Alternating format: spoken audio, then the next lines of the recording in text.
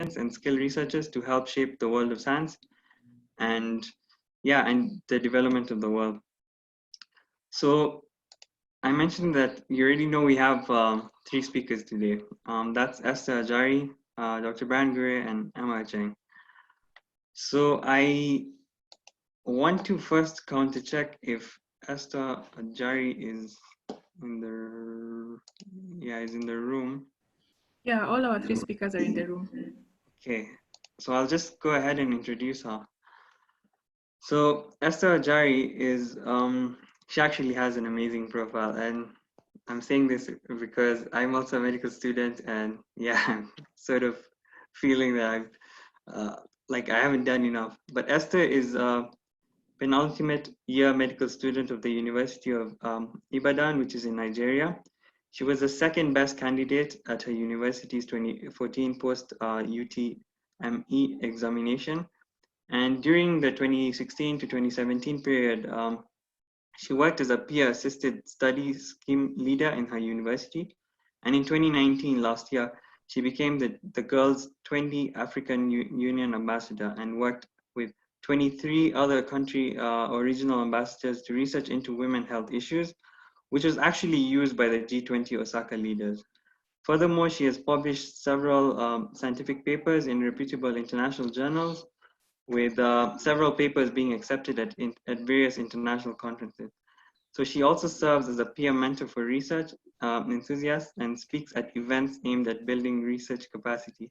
And what do you know? This is one of those events. So I'll stop sharing my screen and I will hand over to her. Just give me a second. Okay, so Esther, welcome. You can take over.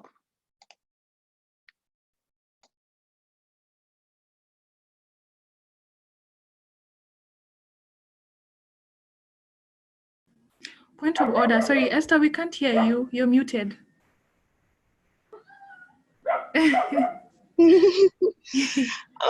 Can you hear me now?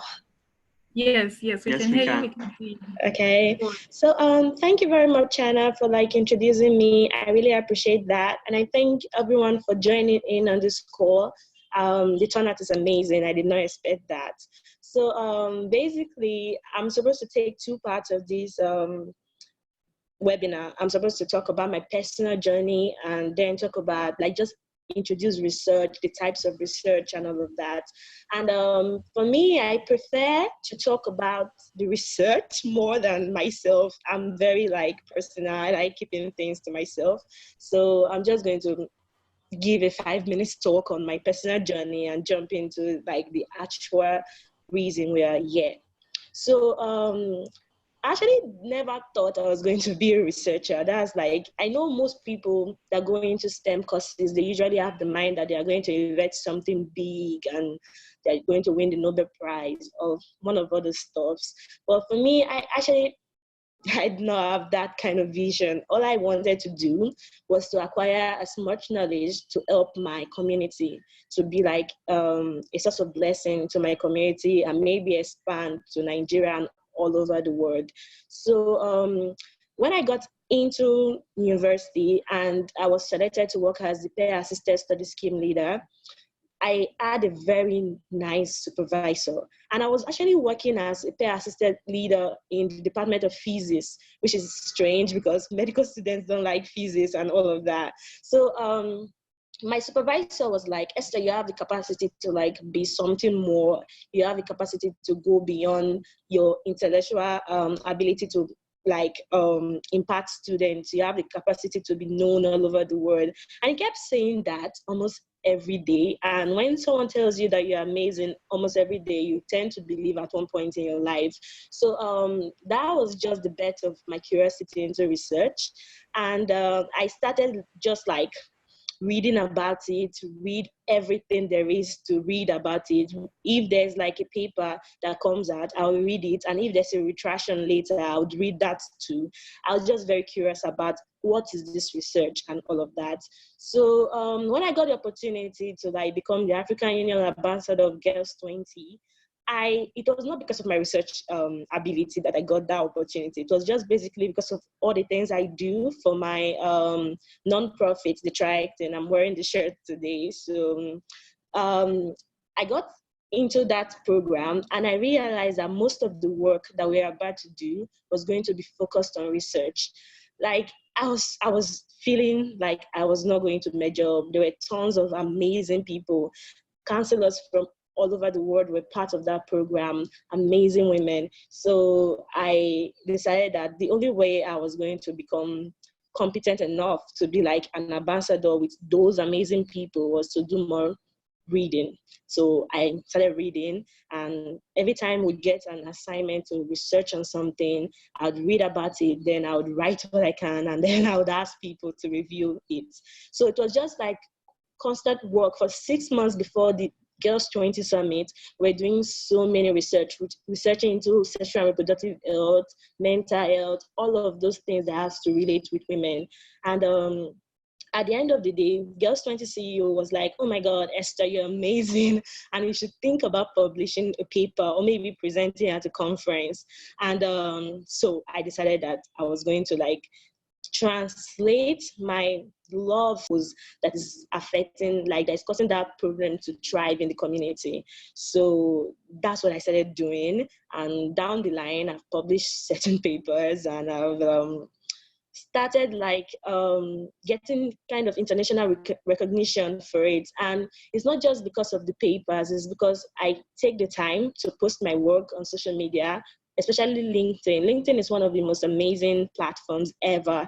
And if you don't have a LinkedIn profile right now, I would really urge you to like get one. So I've talked a lot about myself, and I'm tired now. So I'm just going to start talking about research. So what's research? Like most people like would say research is really the core of science. It's really like the reason scientists want to like stay in the lab forever.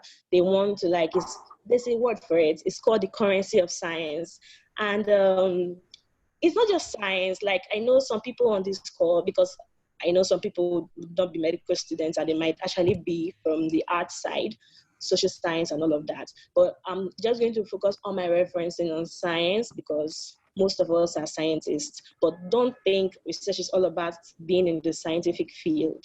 So, and most people will tell you that several types of research, they'll classify it like differently. There's no like international standard classification of research according to my own research on the topic, my own time that I spent like reading about it. So I'm just going to like give you like the most basic way you can classify research. So the first one is primary research and secondary research. Some people will call the primary research original research, but most scientists are saying no, you can't say as someone that conducted a secondary research, my work is not original. So like that term is kind of controversial. So I'm just going to stick with the primary and secondary research. So primary research is basically you going into the field or into the lab or into anywhere you go to generate data that you can analyze and draw out reasonable conclusion from it. And something about primary research, although we see a lot of publication where there's a positive finding, like the conclusion talks about a positive finding, you can also have research that has a negative finding. So for example, if you have to conduct a research to like measure the effect of a particular therapy on a disease, and at the end of the day, you realize that that therapy does not have any sort of effect on that disease, that's a negative finding. But if it does have an effect, it's a positive finding. So most journals frown at negative findings, but I'm not saying that you should always aspire to achieve a positive finding. You know, we are like the budding scientists, we are those that will change the scientific community as the word goes on. So like the fact that they ate negative findings does not make it inferior. I'm just trying to like explain to you how the scientific community is so filled with some bias and all of that. So that's primary research. You generated the data yourself, or you were the one that kind of like was the first person to draw out a reasonable conclusion from a set of data. So the second one is secondary research, and it's things like reviews, mini reviews, systematic analysis, meta analysis, all of that. I'm going to explain what those terms mean as we go on. But those ones are like, they're already like data. People have already drawn like reasonable conclusion on the topic, and there's available data on it, there's available literature on it. But you sat down and you did one of two things. Either you collated those data to make a form of aggregate sense and a conclusion from works from all different researchers, somewhat like a summary, yeah. Or you looked at those data and then you reanalyzed and you came up with a certain finding that is different from the original conclusion. So, like I said, the examples under secondary research are so many. Like, there's no single time you would publish a paper with a journal that you wouldn't have like conducted the research, be it primary or secondary. So before we talk about the different forms of secondary research, I'm also going to talk about the other classification of research. And you know, you can't actually talk about research without talking about publication. So this particular classification is more of the publication itself than the research process itself. So there's a publication type they call peer-reviewed, and there's the one called non-peer-reviewed. So I'm going to tell everyone aspiring to like become top researchers to like maybe make a living out of research. You should aspire to always have your work peer-reviewed. You should not submit to a journal that does not have a functional peer-reviewed system. And what is peer-reviewed?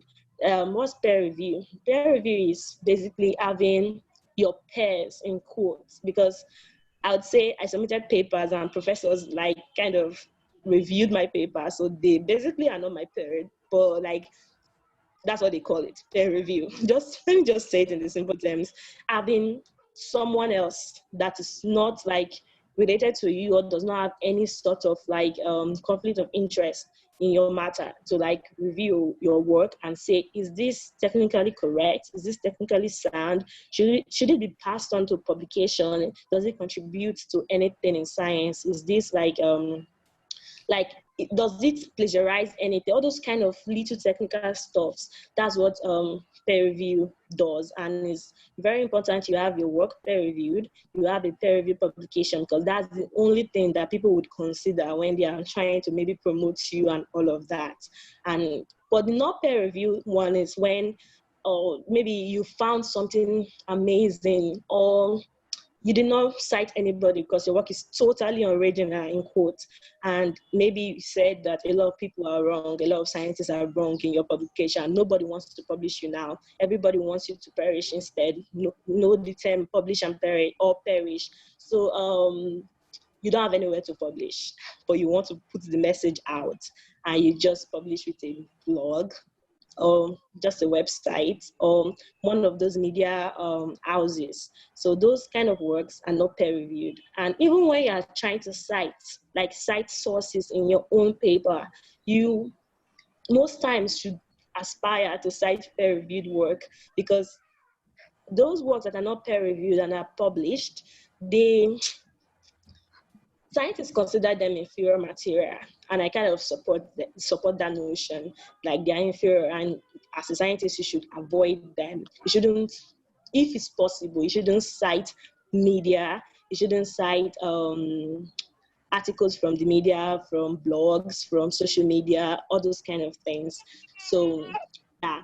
And I think I have basically 5 minutes now, or maybe I have more, but I'm just going to kind of rush through those different types of secondary research that I talked about. So the difference that, like, for most scientists or most researchers, young researchers that message me like over the course of 3 months asking like a question about research, their first question usually is, what's the difference between systematic analysis and meta-analysis? Both of them, some people call systematic analysis as systematic review. So we can say systematic review / analysis and meta-analysis. So like, since the names are kind of similar, it's very confusing for most people. But I've spent so many time like just reading so many papers about it and writing some of my own, so I understand what the difference is. So for systematic review, you basically set a bunch of criteria saying this is how the source literature on this matter. This is how I would get data like relating to this topic. And maybe this your inclusion criteria can be the number of years. Like, for example, you want papers that are published between 2000 and 2020, so a 20 years gap, or you want papers published by Nigerian researchers, or you want papers published by those that conducted research in Nigeria, or just several criteria, like you don't want papers that are non-peer-reviewed, something like that. So you bring all those papers that fall into your criteria, and you make that as your base, like where you are going to draw your conclusion from. So you analyze over the years, you just look at the paper, you read it. There's something called systematic condensation of literature. Maybe certain papers say the same thing. You keep those papers on one side. Other papers like argue that what this side said is wrong. So you look at the evidence. The one that is very overwhelming, the one that is like everybody's saying almost the same thing, that's the one you like base your own paper on. Although you're not going to neglect the fact that other people said this, your conclusion is wrong, but you're going to explain that over the years, you've seen that more people are able to prove this side of the argument than that side. It's just like you summarizing all the papers that fits into your inclusion criteria. So basically, that's like systematic review. You do that. And meta-analysis really is that maybe a researcher has data from 500 participants in his research, and another person has 250 participants, and you know how the number goes. You add all of those data from all of those different participants, and you have your whole big data. So instead of you analyzing just 500 participants' data, you're analyzing like thousands. Like you really did not, you kind of just did not focus on their conclusion. You are saying, I want your data, let me analyze it myself. I want data from everybody. So instead of maybe the data you collected that is from the 500 participants is based on the Nigerian situation, and another data is based on the USA situation. So when you analyze this data from different countries, you can draw a reasonable conclusion that can apply globally, that can be globally generalized. So that's systematic analysis. It's, you also have to like set inclusion and exclusion criteria. It's just that this time you're neglecting their conclusion and you're just focusing on carrying out those particular things. And I also wanted to say that journals really like sometimes consider systematic analysis or meta-analysis as primary research, because they feel like you do a lot of work, you do a lot of mental tasks to get the paper ready. So, and one more thing that people ask me about is that, so what's the difference between systematic review / analysis and normal review? And what's the difference between narrative review and literature review? And what's the difference between narrative review and mini review? So I'm just going to like explain what the difference is. So I already said what systematic review and analysis is. And narrative review basically is, okay, you don't set inclusion criteria or exclusion criteria. You just go to a database and you draw out papers, like maybe PubMed now. You draw out a lot of papers, you read it, and then you use those papers to form your own work. Like you're just summarizing papers, but you're not summarizing in papers that fall into a particular inclusion criteria. It can be papers from 50 years ago, like just random kind of summary. That's what you're giving when you are doing narrative review. And mini review is sort of narrative review. It's just that it's not as broad, it's not as wild. So for example, now narrative review can be 5,000 words, but mini review can be 2,000 words. So something like that. And there's another thing I think I forgot. Like, so narrative review and mini review are more similar than systematic review and narrative review. So just to like end, I'm going to say, apart from all these reviews that I've said, there's so many papers you can publish. You can publish editorials, commentary, letter to the editor, short communication, briefs, even clinical images, you can publish that. So, okay, I just kind of saw one question here. That was the difference between systematic review and scoping review. So scoping is really like a buzzword that they use to replace narrative. So it's more of narrative than systematic. That's what I would say. And although some journals would say they are different, but if you look at the papers that the term scoping review and ones the term narrative review, they are really similar. But then if you have a better like understanding of this, we're all here to learn, you can always like share. So as I was saying, commentary, letters to the editor, all of that, they really just papers that don't either, like they don't fall into narrative review and they don't fall into normal primary research. Like for example, commentaries, you see a particular issue in your country and you feel like I should write a piece on this, like I should make it scientific. It's almost like a media piece, but with a lot of scientific evidence. That's like a commentary, yeah. Providing your comment, like your opinion of some sort. That's commentary. And letter to the editor is shorter than the commentary. It's like maybe 800 words, some 500 words, some 1,000 words. And this is like maybe you identify a particular error in a published material and you want to say that, or you feel like the entire published material is kind of flawed. You want to say that too. And clinical images are like, for example, a very rare diseases, like rare disease that you found as a clinician, you kind of like take an image of that and you publish it because it's like images help with learning as a medical student, as a resident and all of that. So that's what clinical images are. Brief communication is like you are doing a research that is going to be groundbreaking, but you've not yet gotten to the end of it yet, but you feel very eager to like submit a material that shows the progress of your research, that shows like few things you've been able to conclude from the research. That's like brief communication. At the end of the day, you can publish the entire paper, but for like that moment, you just don't want the scientific community to be in the dark about what's happening. And basically, I think I've been able to go through all of that. But during the question and answer, you can always like ask me questions and I'll be very willing to like share. All right, thank you everyone for listening. And sorry I was so fast. Some people might not have followed, but 20 minutes is really like a short time to talk about research. So I don't know if I should welcome the second speaker, but I think I should. So like I'm opening the door, like the entire session for the second speaker to take.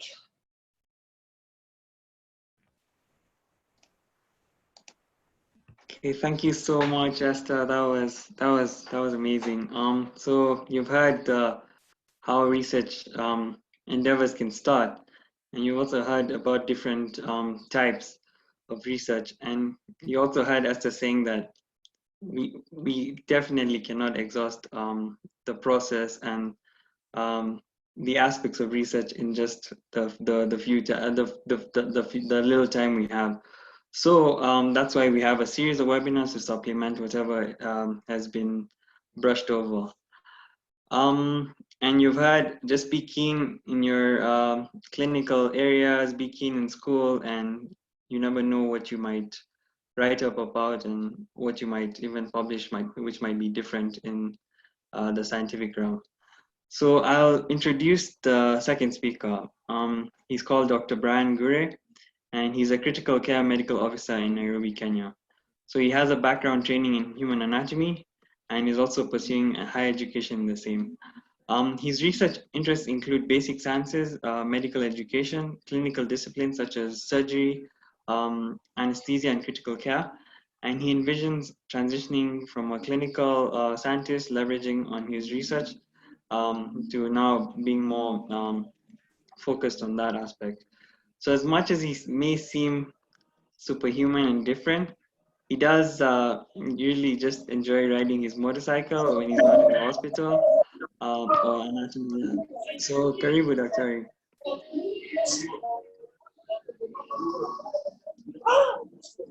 Thank you very much. I think we begin by just muting all the participants who probably I'm shouldn't doing be that. on. I'm working on that. Okay. Okay. Feel free to. Hi, thank you very much. My name is Brian, as Chana has just introduced. He said many things. I think you can tell that maybe he's not the one who coined the introductory statements. Anyway, my name is Brian. I will want to talk to you about a few things today. I was given an opportunity and something that I thought is wise to. And even as we begin, I'll just share my screen so that we start off together.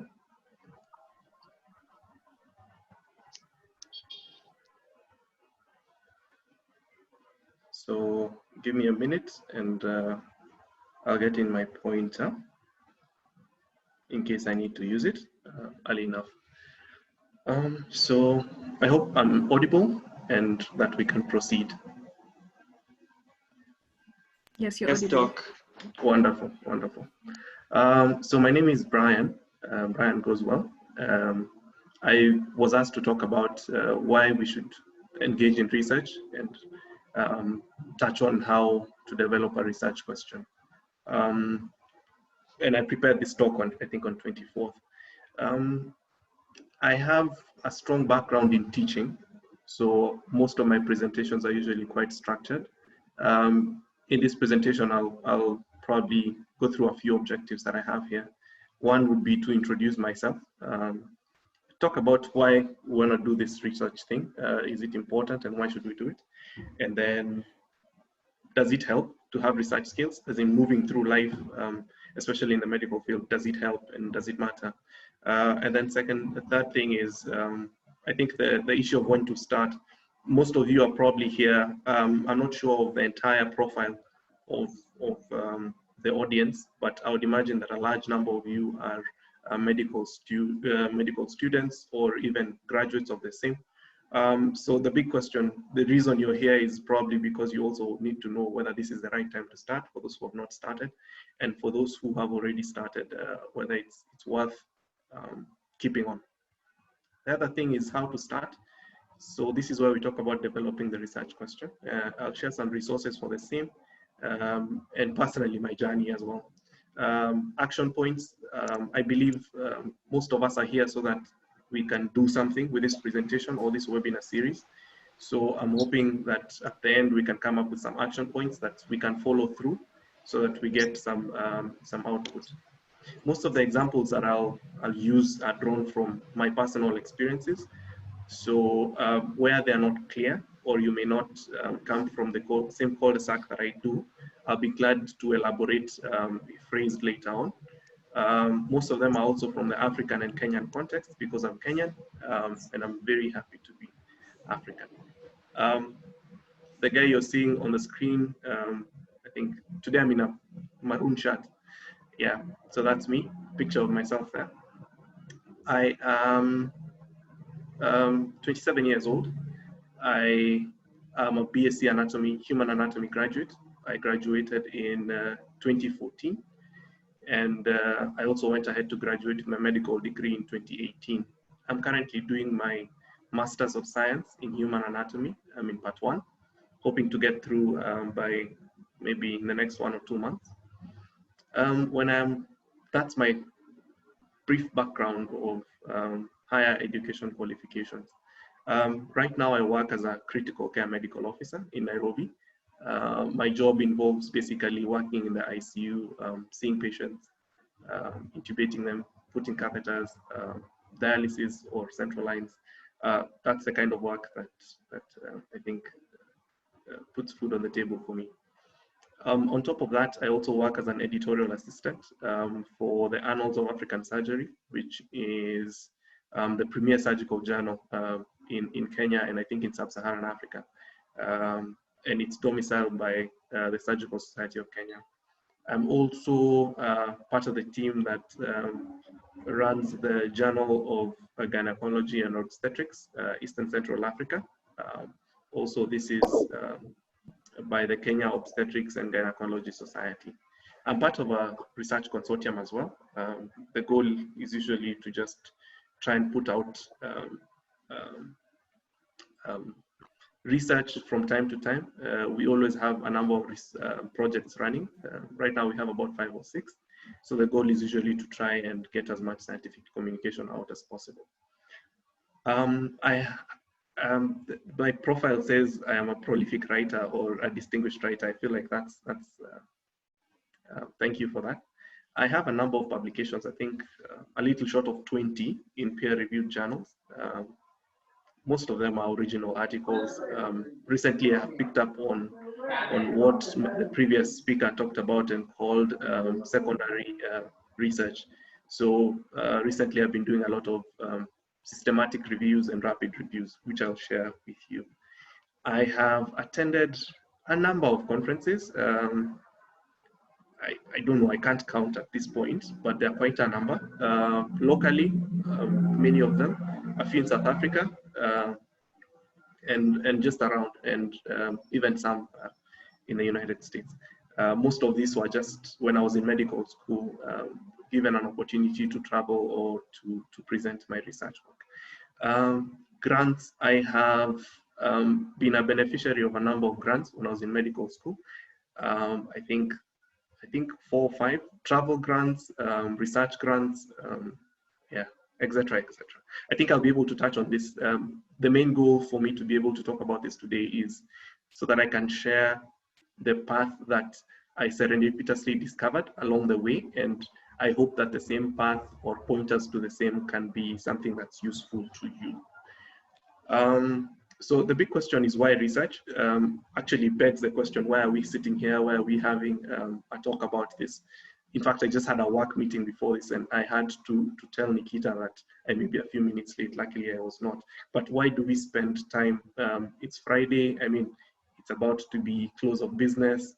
There's so many things you would be doing with your time, but you want to learn more about research. The big question is why. Esther talked about research being the only known scientific currency, and I think she alluded to this. In academia or in science, the only way that anyone ever listens to you being an authority or being anything in contributing anything to a particular subject is through publications. And the hyperlink there guides you to a write-up that I came across, and people debate and discuss this in detail. I think it's something worth looking at. The other thing that makes us do research is that there are some people who deep down inside want to contribute to generating knowledge, and they want to I don't know, create some form of knowledge and leave a mark. So if that's what you want to do, then probably research is the thing for you. In any point or at any given field, you want to be at the apex. You know, if you're in the army, you want to be the army general, the full general. So if you want to be in the apex, say your interest is in cardiology. So if you're running drug trials in cardiology, or you're an infectious disease specialist and you're running drug trials on COVID, then you're probably going to be at the apex of your field. So research takes you there. Again, exposure and travel, you get a chance to go out and share your findings with other people, and then that means you'll have to move from one part of the world to another. So if you want to travel and you want to be exposed to more people who think differently, research is the thing for you. Money initially doesn't pay off quite well, but over time you'll realize that research can actually pay, and it actually pays well. I personally benefited a lot when I was in medical school, and I was able to do a few gigs here and there, and they were enabled me to get some money to be okay. You know, medical school life can be tough, so I was even able to buy a few motorcycles and stuff like that. So the money can come in. Satisfaction as well, and if you want to progress in academia, then there's no way you're going to do that if you don't publish. I'll talk about 3 things just now.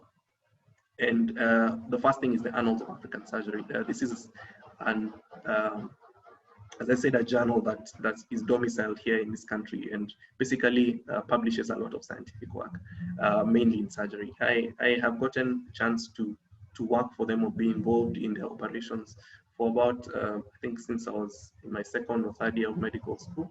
That would be in 2012. That would be about 8 years now. It's a place I've been able to learn a lot in terms of the journey. So sometimes it helps to understand research.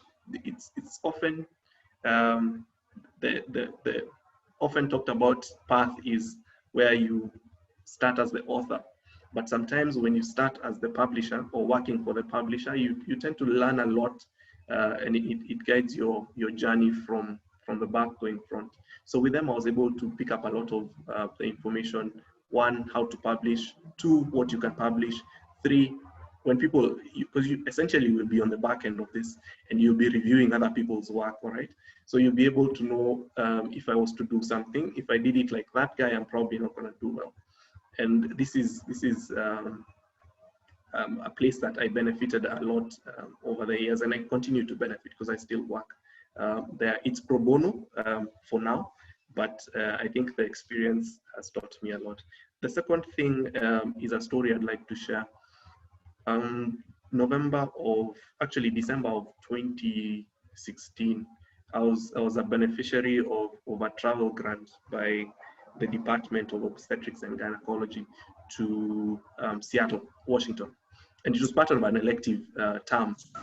So part of the things that you had to go through to get this elective term in was an interview. And in the interview, exposure to research and your research experience came in quite strongly. So I was able to demonstrate that I had started research a while back. I had been able to publish a few articles by then. Then I was a 4th year medical student, and the panel was quite impressed. They were happy. And what happened is I went for the elective term in the States, and while there I got a call, and it was from one of my the panelists, and they introduced me to a gentleman. His name is Dr. Joshua Vogel, an Australian who was working in Geneva. So he was a senior technical WHO officer, and his work was basically generating the guidelines that we see, the guidelines that generally populate the WHO reproductive health library. So there's a lot of data that's churned out there about use of misoprostol, when, how much should you use, or how much should you give, who should get and who shouldn't. And often it's usually independent data by very many authors. But now the WHO came up with a way where they coalesce all this data from Cochrane reviews and all this, and they come up with guidelines. But now the guidelines, coming up with the guidelines is essentially a lot of work. So this gentleman, Vogel, was able to recruit me as part of his team, and my work was to comb through very many reviews and synthesize data. And I am glad to say that in the years between 2016 and 2018, most of the guidelines that were uploaded on the WHO reproductive health website were following my contribution. The last thing that I want to talk about is the research consortiums that I am currently in. So I benefit a lot from spending a lot of time with 1, like-minded people, 2, people who are better than me, and 3, people who have an interest in research. So this is a paper which recently just published. My name is right here. And we published it in the European PMC, right? The Journal of Medical Virology. And this is a peer-reviewed journal with a fairly good rating, if as it were. And what we basically were looking at was, at work I was seeing a lot of COVID patients, and I figured once they test negative, we're releasing them to go back home. But if they go back home, is there a potential exposure that could be happening to other loved ones that they have?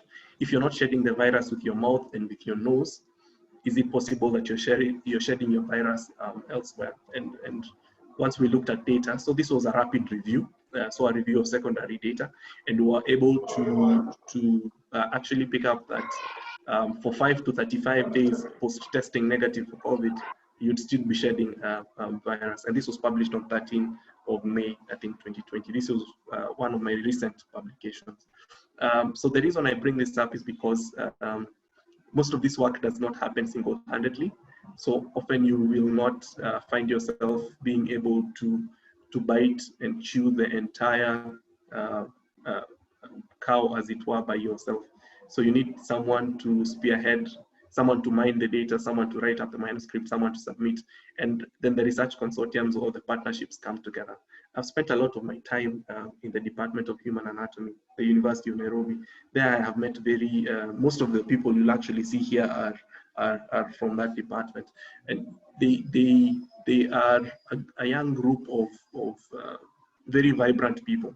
So once you spend time with people who are doing this, then eventually you have no option but to pick up on the same.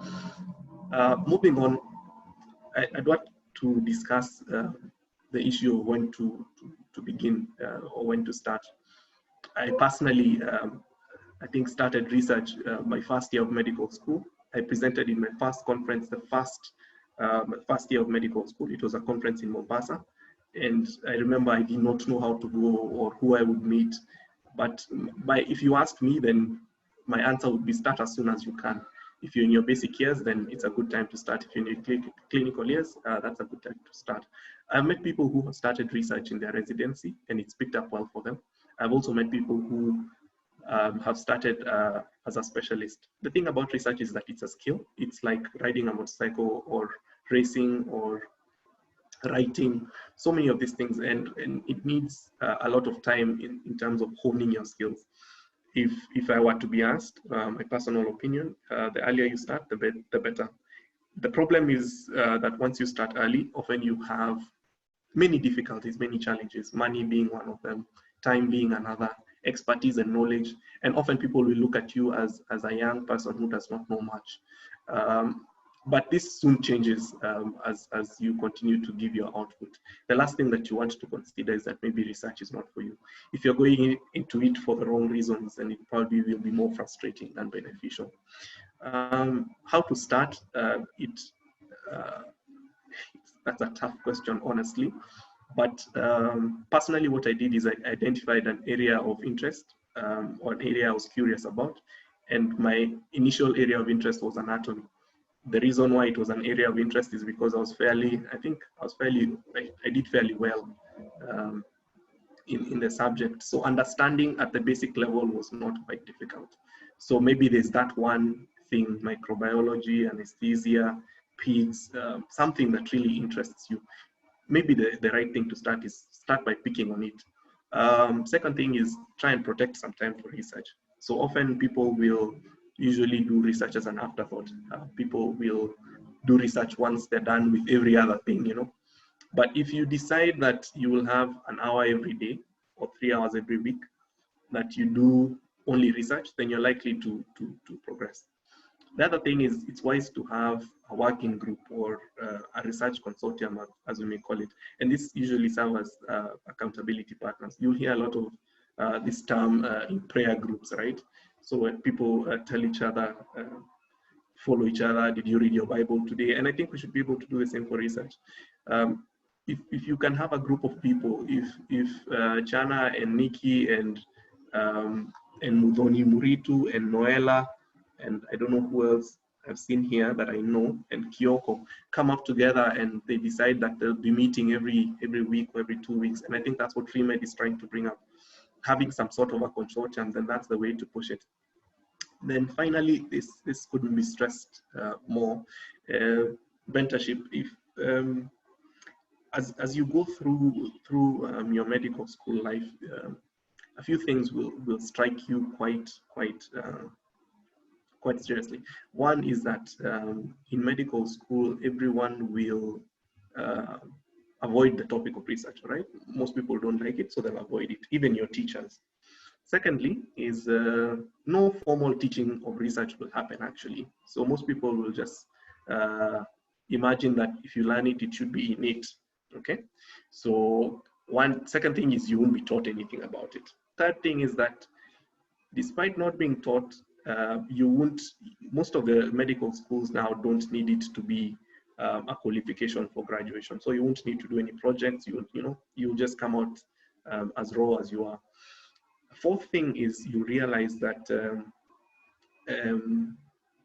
this research thing, as much as no one taught you how to do it and no one impressed upon it, the minute you're done, people will grade how good a medical student you are if you've done some research or not. So those who will have done some research and published some papers will probably be the hotcake when residency applications come, right? So there's a part here where no one told you about it or no one told you about the importance. And then now there's this part where, oh my God, if you did it, you're the guy. So this is the funny thing about research, and especially in medical school. And what I think that you should do is try and find yourself a good and a proper mentor. When you're going through med school, you'll always find these people who want to push that agenda. And often they'll ask you to start off by being an assistant. I still am an assistant to date. It's just that I think, like in the drug dealing business, you just move higher in the ranks as you go through it. So you won't be the sicario on the ground in a year or two. Next, you'll be reporting to the boss, and then the year after that, the boss will ask you to have a partnership with him. And I think that's essentially how mentorship works. So when you start off, you probably will be the sicario on the ground who's doing the groundwork, running around, collecting data from patients, but it's okay because you're in there to learn. The final thing is that if you find a way to make research pay you, you're probably likely to stick. So I used to collect data for people and they'd pay me for that. And I'd still get a publication because for me, that was the most important part. I also applied for grants. That meant I got some money to run the research that I did. That meant I had some money for pocket change. Another way that I made research pay me was I saw an ad on the paper, and it was a Chinese ad. I think Chinese have just they're taking over Africa, and they were looking for scientific writers to proofread their work. So essentially, they had manuscripts written in Chinese, and then they were paraphrased by some Chinese guys. So the English was really bad. And my job was basically, I was paid per page or per number of words to make it into reasonable English. And I did that for a couple of years, and it wasn't so bad. So if you find a way to learn research or science or publishing or writing, as it's paying you, you're more likely to stick to it. I think the other parts of this presentation that we need to talk about, most of the time, and this will sound pretty, this is what everyone tells you, and it sounds very abstract. You should look for a topic that's feasible, something you can do, it's interesting, it's novel, and there's a lot of writing about this, and it's really not something I want to waste a lot of time going through. But I've provided the reference there. I got this from a gentleman from India. His name is Ratan and his brothers. And basically what I'd want to focus on is that, one, you want to think of something interesting. Sometimes, if it's possible, make it novel. So if it's been done many times over, it doesn't make a lot of sense. My team and I have published, I think, like 3-4 articles in the past 2 months, COVID related. And the reason why it was such a nice topic to jump on is because it's novel, right? The other thing is pick something manageable. I wouldn't advise that you start with a systematic review. Start with a case report, something very simple. You saw some guy who had a testicular tumor that was 20 centimeters in diameter. It was removed successfully. He went home, something like that. Talk to the urologist who got it out, and then write something up on it. And you don't have to start by submitting it to Lancet or to New England Journal. I've probably submitted it to New England Journal. I think I've submitted 1 or 2 articles. I got rejections from them. So I'm still not at the level where everything I send it to New England will be published. So start small, start home. And then everything you do, let it have potential value in terms of publishability. So don't do stuff if you're not going to get it published. There's no point of wasting your time. And even in as you do your ReMed things and MSAKE and FMSA, I think they've changed a lot since I was here. In my time, it was just MSAKE and that was it, MSAKE, everything. Publishability is key. So if you're going to do something and you're not going to publish it, it's probably doesn't make any sense. The steps you want to follow is, as I alluded earlier, you just want to look for a broad subject, whether it's anatomy, physiology, whatever it is, and then try and do some reading around this. You can do a literature review first. It always helps. So that one, you're an authority in the field in terms of the amount of data that you've come through, and even that literature review is often publishable. So you're able to kill two birds with one stone. The third thing is, if you are looking for sponsorship, you're probably gonna get it if you will get a grant if you've published a review on the article first, right? And then as time goes by and as you ping it off other people's heads, then you narrow the scope of the focus. Initially, it starts off and you are not very clear on what you want to do, but the more you read, the more people you talk to about it, the clearer it becomes. Swiftly, I'll move to challenges. I think I have about 4 or 5 minutes left. I think the hardest thing is to begin, because most of us, unfortunately, as humans, we are procrastinators. Yeah, so I think the hardest thing is to begin. And I think the duty for you as a team is to push each other to begin. It's even harder when you begin because you realize it's not as easy as you thought it would be. So Brian talked about it, and then it sounded really easy, and it's not going the way it's going. Then the other thing you think about after you start, you start to make some progress, and then you start having what you call imposter syndrome, starting to think that maybe it's not you are not the one who's come up with this, and you're not as good. So you start feeling like maybe you shouldn't publish this work. You're probably not that good. So that's gonna come. Then you realize that over time there's a publish or perish narrative that goes around. So if you are not publishing, then you probably perish. Then you discover how difficult it is to publish, and then you start getting stressed about it. And obviously issues of funding, because carrying out research is quite expensive. I want us to look at this. It's a tweet. I got it from Twitter. I can share the link later. It's a very interesting thread that you probably want to read if you want to go into research or you're doing research. And I just want us to start by looking at it from down here, as in this, when Wendelin comments by a GIF, which is someone pouring tea into a cup. I think tea is often gossip or some hot topic that people want to talk about, right? So, and then I'll just read through it. Like many students, I was told I needed to do research, quote unquote, demonstrate dedication to my chosen field. This is the dumbest thing. Read my personal statement. Read my letters of recommendation. If you're not convinced of my dedication, I have no business getting an interview. Then Michael goes on to say, hot take. They don't usually care about the dedication. They care about taking a resident who's going to be productive so that they get more publications with their names on them or minimal expended effort. And they can continue to climb the academic ladders. This is something I've seen myself and experienced. So this is just basically to paint. I'll share the link for this and you can go through the entire string. It's funny, sad, scary, like it'll make you feel a couple of things. And it's something that I'd suggest that you read, then you actually feel the eventualities or the realities of doing research and the issues that actually you'll come across on the ground.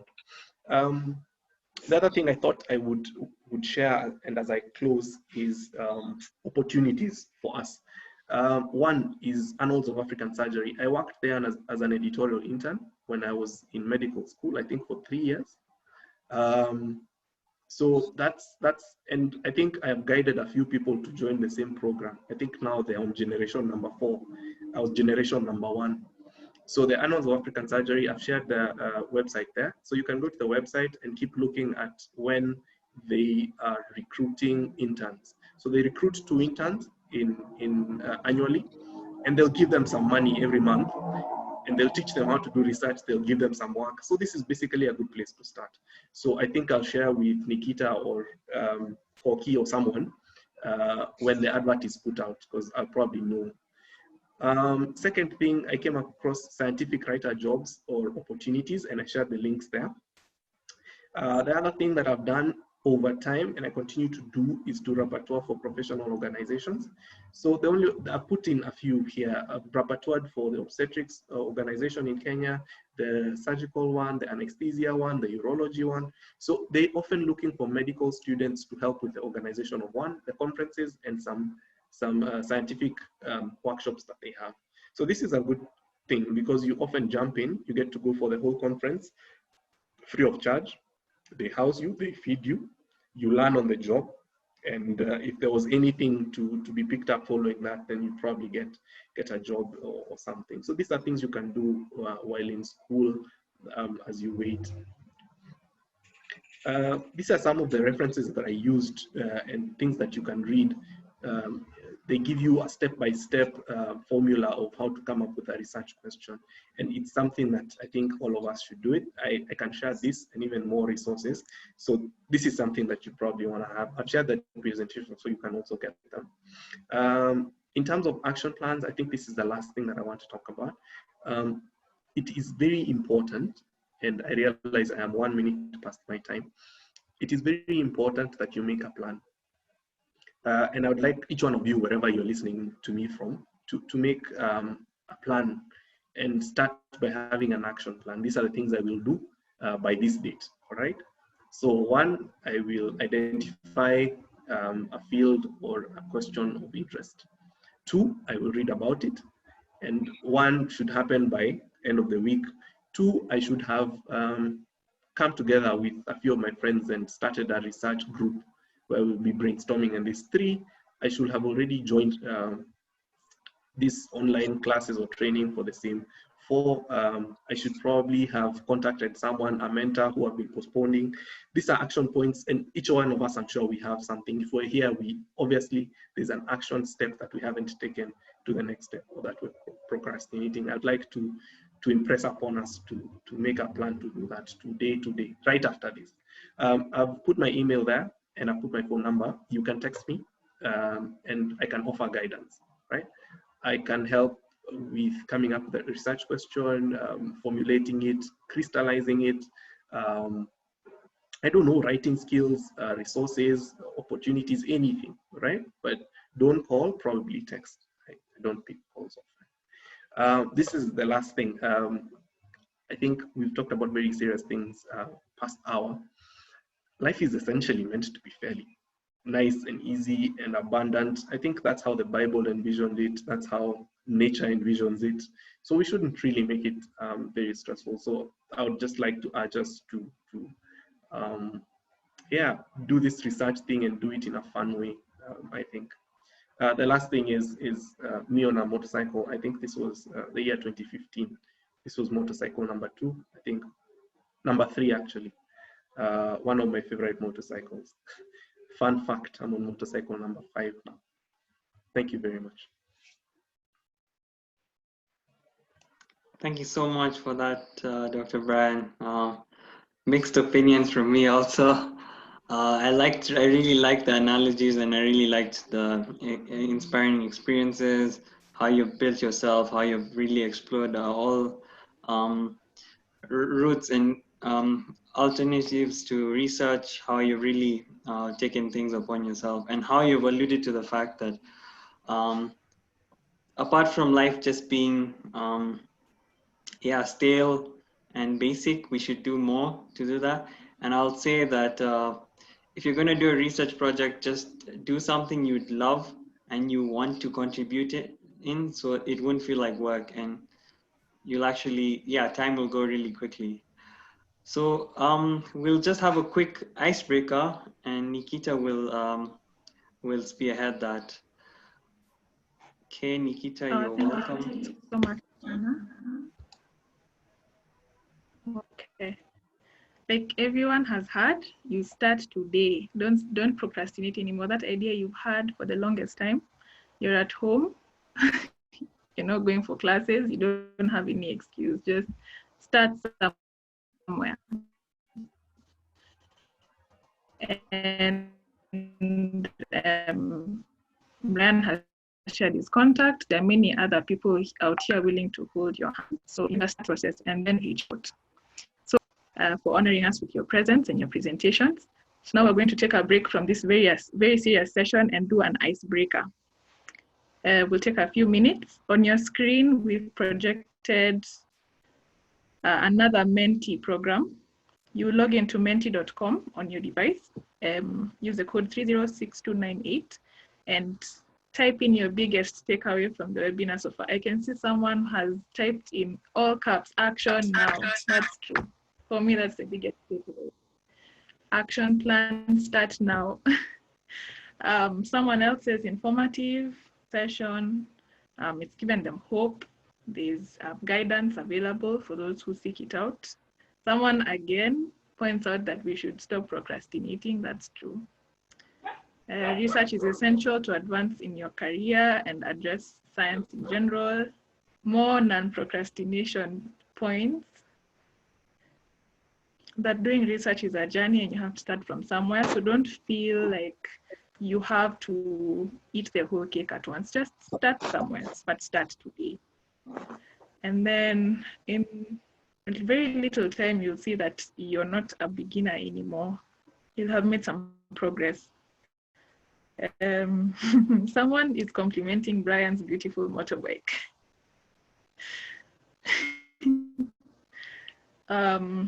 Dedication, start small. Someone says they see now that they can also participate in research, even as a medical student. The only responsibility is to start today. Shadow someone in your field of interest. Don't feel discouraged when you're struggling. Yep, you can struggle quite a bit. And that's the importance of collaborating with people, not going through the whole process alone. Someone says, great presentation, Dr. Ngure. I'm starting now. I like that there was a call to action. So I'm sure we'll see a lot of concept papers coming forth after this session.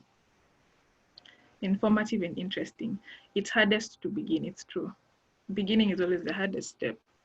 But once you've started and built that momentum, then you'll get somewhere. Hold each other accountable for their research ideas.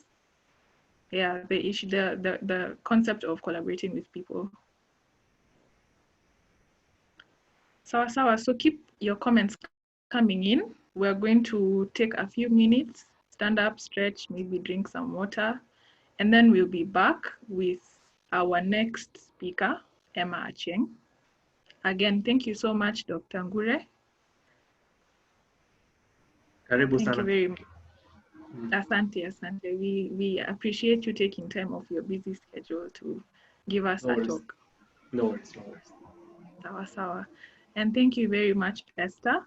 We also appreciate that you have, taken time to talk to us. Asante. In Kenya, we say asante, meaning thank you. Yes. Thank you, Nikita. And as Nikita eloquently said, start in baby steps. And that's not a joke, but babies start off crawling and then they try to walk. And walking seems so difficult at that time. And look at where most of our are right now. So get into the strides and just try your best. Never be ashamed of what you think. Try to see whether it's been done before or you can take a different angle. See which discipline you actually like, what questions are not answered well to you in your word rounds or in your class. It starts from there, and then obviously just keep reading and reading and reading. I think apart from just memorizing facts, also think about the whys and the hows and what you can do. And don't ever think that you're limited. I mean, people say that we're limited in molecular aspects, but we're coming up, and there's always the opportunity of going elsewhere to pursue such studies. Yeah, so I hope you're all stretched up. I think I'll just continue and I'll present the final and the third speaker. And it's my great honor to actually present Emmah Achieng. She's a good friend and a colleague at the International Cancer Institute. And Emmah is the research manager at the International Cancer Institute, ICI. And she has over 10 years of experience in clinical research management, coordination, program monitoring, management, training, and supervision of clinical staff and community health workers. So she's a nurse and a public health student with an epidemiology major, and her focus has mainly been on community and population-based studies. So from 2010 to actually 2017, which is 7 years, she actually worked in a maternal child health project, and that was involved, and she was also involved in 2 National Cancer Institute funded clinical trials. And this included one on the antenatal corticosteroid trial and the aspirin trial. And in her current role, she's very active. She coordinates a sickle cell registry and also coordinates a phase 3 clinical trial. And apart from doing that, she's very active in in a multidisciplinary team, which sets up data processes, protocols, and surveys at the ICI. And she's really keen on taking this further and developing better systems for research, trials, and coming up with a good database for cancer and other non-communicable diseases so we can explore. Apart from that, we're also doing a really cool research project with her, which we hope, we hope we wind up and sort of start the whole process of data collection. So with that to say, Emmah, the stage is yours. Go ahead and share your screen if you want to, and you can, I'll just switch off my mic and my video.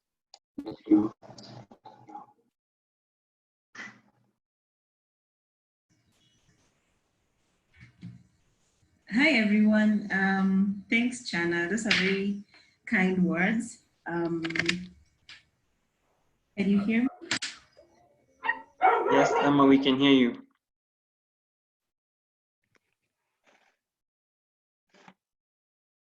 We can hear you. Can you hear us? Yes, I can hear you, Chana. Okay. Just 1 second, I will share my screen. What time do I have to stop? I think we are running out of time a bit. I think we sort of, we sort of took too much time on some aspects, but Okay. just, take your time. Maybe you have like 20 minutes to wind up, and then we can have time for the question and answer segment. Okay. So I'm just going to get right into it. And thank you again for the opportunity to speak. And I'm really proud of these initiatives to get students thinking about research in their early career paths, and hoping that this fora and many more that you have will help students to prioritize research for career and even research for like full-time researchers, not like as a part-time thing or a thing that you do when you're sort of out of options. So I feel like my presentation is going to be a bit more serious. I hope it's not too serious. But research and ethics can be fun and something very interesting to talk about. Maybe just to, again, emphasize about International Cancer Institute. We are just a year old. We started last year around June. And so our mission and vision is to prevent and cure cancer through pioneering interdisciplinary and multidisciplinary research. And our key pillars are education and training, clinical care, research development, and advocacy. Again, big words, but really we are a team of very passionate, clinical care, research trainers. And we actually got a couple of cool preceptorships going on for training that if you have medical students who are at home and they would like to join, Chana, you can share that with them. Let me just show my video. Sorry about that. Definitely. Yep. So, yeah. So welcome to take any one of our courses that cut across different cancers. So these are my discussion points today. What is research ethics? a bit of historical background, looking at the fundamental principles, and then informed consent. I put the regulatory processes in blue because I will just mention them as I talk. And I'm hoping that after this talk, I will get you, you guys to think more about research and clinical trials in Africa. So this first image is from the Washington Post. It's a recent occurrence where we had a French researcher who said a few nasty things about implementing a clinical trial in Africa. And he raised such, social media outburst in terms of people started saying things like, we're not guinea pigs, saying no to safe vaccines, and just got the public looking at clinical trials as something that is done in Africa because people want to dump or conduct studies, in-human studies, for proof of concept without, sort of harming those who are not from Africa. And there was even a protest outside Johannesburg to this effect. But social media has so much input and stake into people's minds nowadays. And so one of the things that you have to be, open about as a scientist is to learn what clinical trials are, what are their processes, and how can you educate yourself about the ongoing trials so that you can critically analyze an ongoing study and say, I think this is legit. I think this is a trial that would be beneficial to the current community. So anyway, Africa CDC went ahead and gave out a statement, and they will continue to work closely with WHO to ensure ethically and scientifically sound clinical trials, vaccines and therapies to be tested in Africa. And again, using standards and principles that are employed elsewhere in the world. And that's what we want to advocate for as forefront workers in the clinical trial domain. Like Chana mentioned, I have coordinated 2 clinical trials in the last 10 years, and they're very rigorous processes in setting them up, conducting them, getting outcomes, and getting into publications. So it's important that those same rigorous standards that are applied across the world are applied in Africa when we're conducting clinical trials. So I am an advocate pushing more for trials to come to Africa. The map I'm showing you is from clinicaltrials.gov. And this is one body that has listed all the clinical trials currently ongoing in the world. And I want you to note that when you look at Africa, the whole of Africa as a continent, we have 10,277 trials going on. And when you look at the US as a country, not as a continent, they have 132,000 trials going on. Canada, 21,000.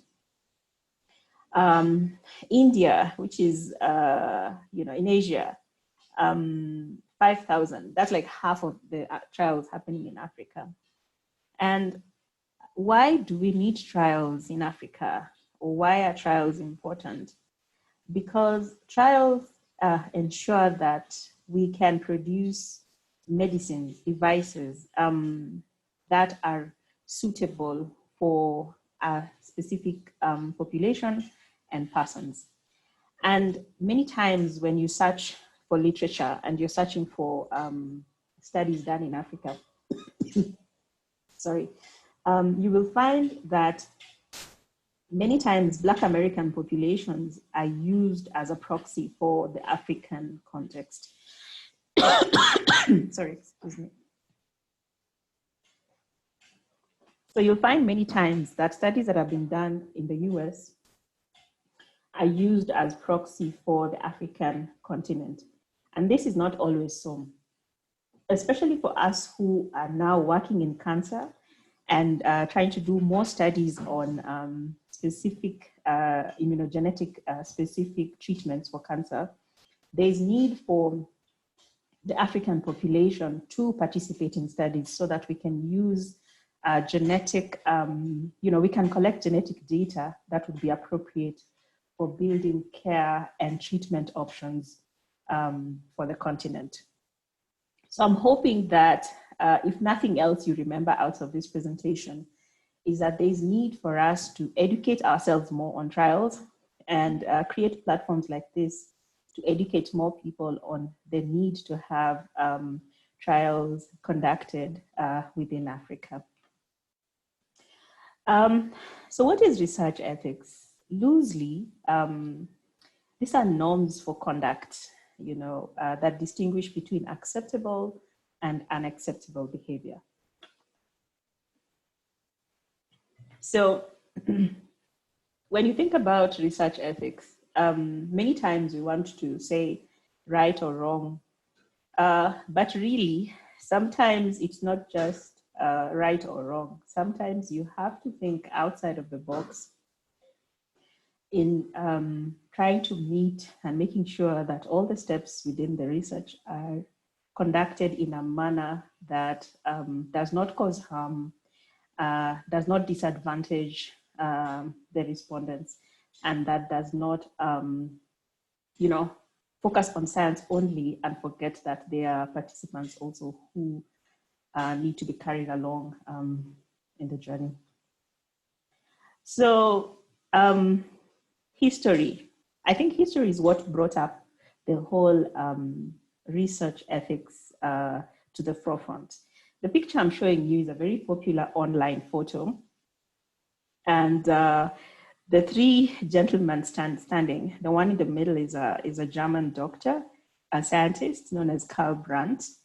And I don't use this to just shame him, but I'm using it to say that I think research and ethics in the current setup, we are all on, standing in the is it the jury box, that we have to look within us. And even as we conduct studies in campus, are we being rigorous and careful to make sure that whatever protocols, manuscripts we're developing are, taking care of the risk factors, not exposing any participants to undue risk. And so whenever the science is exciting, we have to be careful to carry along also the input from the participants. So Karl Brandt, unfortunately, with other many scientists in Germany, conducted studies for the sake of conducting them, exposing Jewish people to freezing temperatures, for example, to the malaria parasite. They did mass sterilization. On and on and on the list goes. Many times I do not enjoy reading about these stories. We also have other examples apart from that. We have the Tuskegee syphilis study where Black Americans were denied treatment for syphilis for many years, even after the treatment was discovered. So this and other examples led to the development of codes of conduct when it comes to ethics in research. Please familiarize yourself, if you're not, with the Declaration of Helsinki. And this was an initiative of the World Medical Association back in 1964 and has been widely adopted and again revised several times to establish ethical principles that are now applied to clinical research involving human participants. Also, familiarize yourself with the Code of Federal Regulations that talk about protection of human subjects. And these are also updated regularly, and they help to govern all federal agencies and all research institutions, including ours, that implement trials and studies across the world. I would also urge you to take good clinical practice courses. An example is the CITI. I think NIH also offers it. And this will help you to understand to more detail what are the core principles that define the responsibilities of the person taking place, participating in trials, those who fund it, the sponsors, the investigators, the process of consenting, and even the process of auditing ongoing trials, and procedures to protect human subjects. So the Belmont report came up with 3 fundamental principles for research: respect for persons, beneficence, and justice. That at any time, if a researcher wants to conduct a study, a trial, that people should not be a mere means to an end. You know, that I want to know what will happen if you take 10 pills, and there's no justifiable scientific question being asked of the researcher. So within the confines of scientific work, there has to be science that attaches to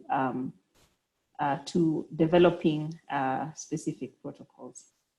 And then how do we obtain informed consent from an individual? That is also very well stipulated, and that the consent must be voluntary, not coerced. The problem with consenting, a lot of times in our African context, it's more, I read through a document in jargon that a participant does not understand, or a participant is asked to sign something that they really have no understanding about. And sometimes, because of our context, you find, apart from the clinical trial drug, this patient has no access to any other form of treatment. And so the participants feels like, if I don't join this study, I won't get treatment. And so this and other forms of coercion, we must be careful to take care not to impose upon potential study participants. So participants must always be free to withdraw at any time with no consequences. Their privacy should be respected, and their confidentiality protected. Beneficence, to maximize expected benefits to participants and others, and minimize harms as much as possible.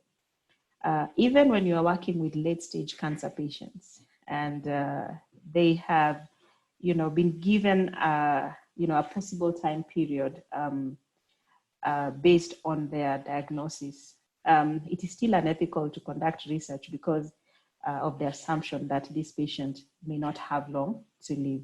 So we must look at quality of life and quality of care, and reduce any psychological or social harms that can be done through studies. We must also ensure that research designs are adequate and rigorous, and we must be able to derive some benefits from the results, like I said, not for the sake of it. Justice, again, I think this is where the COVID-19 study came up, where people thought that studies were going to be done in Africa because of, the perception of a lower socioeconomic class, that they had nothing to lose. So anytime a study is conducted, the burden must be fairly distributed, that you must pick population from those who are fairly well socially able, and those who are, not, and mix it. I also wanted to just look at a few pointers as you develop the informed consent form. And this is a process by which the subject voluntarily confirms his willingness to participate in a study. Remember that even if it's a grandmother who's 100 years old, unable to read, she has to understand what you're planning to do. You have to break it down to where they would understand it. And it has to be written, signed, and dated. Some of the components of an informed consent includes a statement describing the research, the name, the title, who is the PI, who is funding it, what is the purpose of it, how long is it going to take, what are the procedures and visits, what is the responsibility of the participant. Sometimes the participant joins a study, then they realize halfway through, oh, I need to come to the clinic every day. And they say, oh, I had not committed to this. So it's important that the participants understand their role. What will happen if they withdraw from the study, both from a medical perspective and from a legal perspective. A clear statement of what is being experimented, a disclosure of appropriate alternative procedures or course of treatment. What are the possible risks, discomforts, or inconveniences? If there are benefits, they must be listed there. And benefits can be anything from transport to an allowance to paying medical cover. All those must be clear. The extent of confidentiality of the study and medical records, if there are any costs to having them participate, and if they participate, if there's injury, if there's any compensation for them, if they need legal representation, and the contact details of the investigator, the ethics body that reviewed the protocol, and they also need to know how many other people are participating in that study. Because if it's only one person, then they also need to know that. If there are 7, if there are 10, if there are 1,000. So I also wanted to talk a bit about clinical trials. I guess this is my forte. And those who are not familiar with this website, clinicaltrials.gov, this is where all ongoing clinical trials are registered online. So if you ever have a question on, is this clinical trial legit? Then go on the clinicaltrials.gov website and search for it. And it will give you the study title, the status, what disease or condition is being studied, what is the intervention, and where is it being conducted. And you can also, I think, write to the investigator or the clinicaltrialgovs.com if you have questions or have concerns to raise. The only difference with clinical trials and other research is that it's mostly an investigation, and it can be a clinical, pharmacological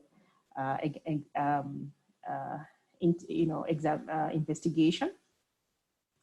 And we are trying to discover, if, so if there's a drug, identify any adverse events, or look at the drug absorption, distribution, metabolism, or excretion.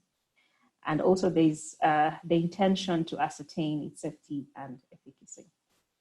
A trial subject or a volunteer or a patient is a person who participates in a clinical trial, either as a recipient of an investigational product or as a control, if it's a randomized trial. An investigational product can be a drug, it can be a biologic, it can be a device, or one of those three. Then we also have a principal investigator. This is the lead individual who's responsible for the conduct of the clinical trial at the trial site. And the sponsor is usually an individual or a company that takes responsibility for the initiation, the management, or the financing of the trial. Then you have a sponsor investigator. This is an individual, he is both the PI and the sponsor in these specific types. Many times you find that these are the institutional-based scientists. Then you have an institutional review board or an independent ethics committee. This is a body that reviews all protocols, and it's independent, and it's meant to review the whole protocol to ensure protection of the rights and safety of the well-being of the humans participating in the trial. So they will review it rigorously, they will approve and provide comments. And many times for clinical trials, there can be quite a bit of a back and forth with the review board.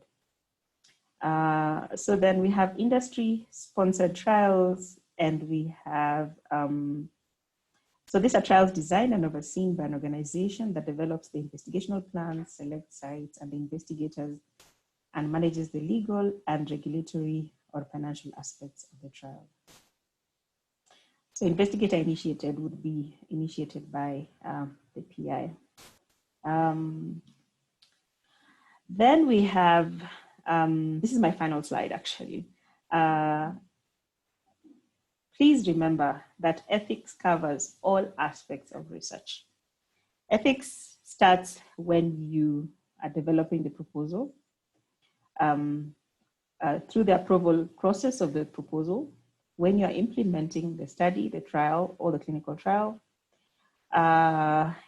It cuts across study monitoring, and then it cuts across data. We have a lot of ethical issues coming up on data, big data, access to data, and who's collecting a lot of data without direct consent. And is it ethical for big companies to use this data without seeking consent?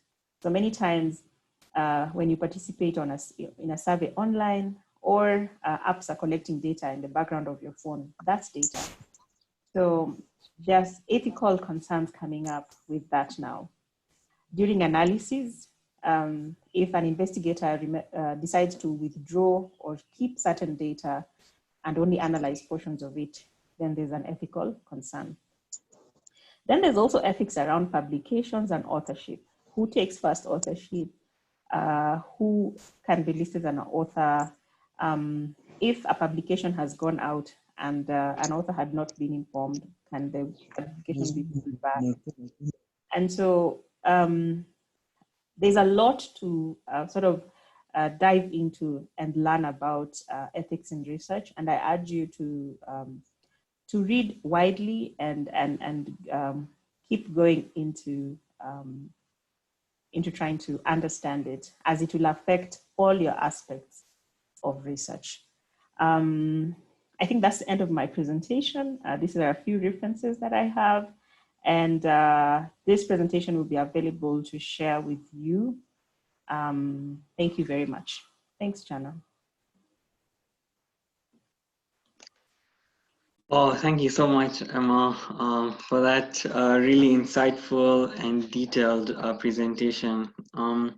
And I think to the audience, apart from just being so enthusiastic on pursuing research projects, always consider the value of all life and our environment, and always take proper ethical considerations. Otherwise, we will have disasters such as the Nazi era and the other disastrous historical events in our life that we're not proud to have as a human species. So I'll just hand over to Nikita. Nikita will be managing the Q&A section, and I hope people can, whatever answer and questions they have, they can still post them on the chat group. Unfortunately, we had a technical problem with the Facebook chat, so try to either relay the information to anyone on this Zoom chat to ask the question for you if you're watching it on YouTube. Yeah, so, and even if you have problems with that, just forward them to us later and we'll try to send back emails to address them. Thank you. Okay, thank you, Chana. And thank you very much, Emmah, for taking your time to talk to us today. Sure everyone has learned quite a bit. And so we'll kick off the Q&A session with a question I think you'll be best placed to answer. So the questions that people had included in their pre-webinar questionnaire, there was a form that we all filled as we were registering to attend this session. Some people had put in their questions, so we'll start with those, and then we'll head over to the chat box in our Zoom, in our Zoom session, and then we'll also check the questions in the YouTube comment section. So the first question we take is, are there any courses that could help one to build on their research skills? So many of the organizations that have come together today to make this series a success are student-run organizations that provide a conducive environment for acquisition of research skills. One good example is ReMed, which is a student-run organization based in Kenya. Maybe the others are, the other organizers will be best placed to talk about their various institutions. But at the beginning of her presentation, Emmah mentioned that they have a program. So maybe Emmah can take this question, elaborate a bit more about the program that she had mentioned. Thanks for the question. So as one of our key focus areas, ICI offers training and education courses. And we've been doing this since we started last year. But COVID period, we've moved a number of the courses online, and so you can register and take the course. The preceptorships cut across clinical courses and non-clinical courses. The non-clinical ones include research and biostatistics, data management, and I think we are developing a communications course also. I think I will share with Chana the application process, and then anyone interested can join. The clinical courses are all cancer related. So we have a breast cancer course, cervical cancer, and they cut across all the way from diagnostics to epidemiology to pathology, and we have specialists that are cutting across all aspects of care as faculty in our courses. So I know that if you guys are home during COVID and you would like to keep engaged, I think this is a platform that you can use to take courses. The courses usually run you take a course twice a week for 2 hours, 2-hour sessions twice a week. Other than ICI, research courses that you can take, I think mostly the prohibiting thing is that you have to pay for it. I think unless you have like institutional, if you're institutional subscribed to some of the bigger, like the CITI training for clinical trials, but it has a lot of other courses that are non-clinical trial related. The NIH courses were free for a while, so you can also check their websites. I can work with Chana to look at other bodies that offer research training that you can also join. Yeah, just to add on to what Emmah has said, I'll just share the e-learning ICI website link on the chat box. But apart from that, there are several courses which are free. So the new cohort will probably start in August. So you can take courses from lymphomas to breast cancer, cervical, the big ones in Africa.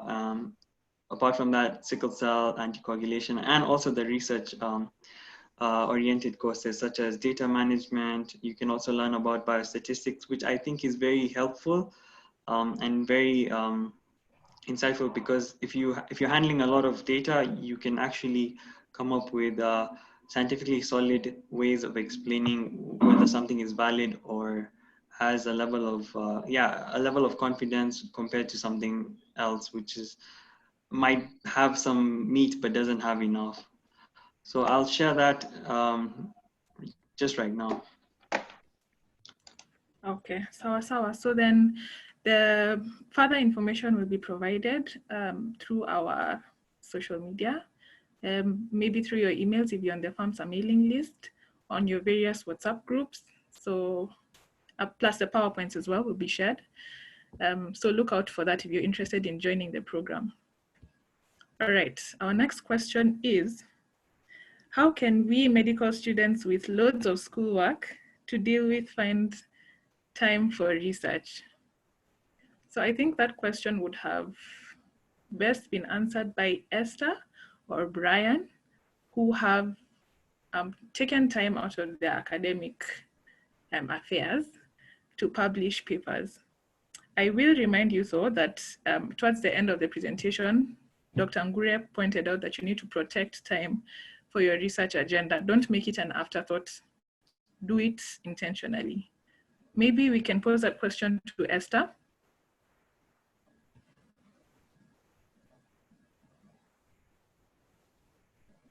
Esther,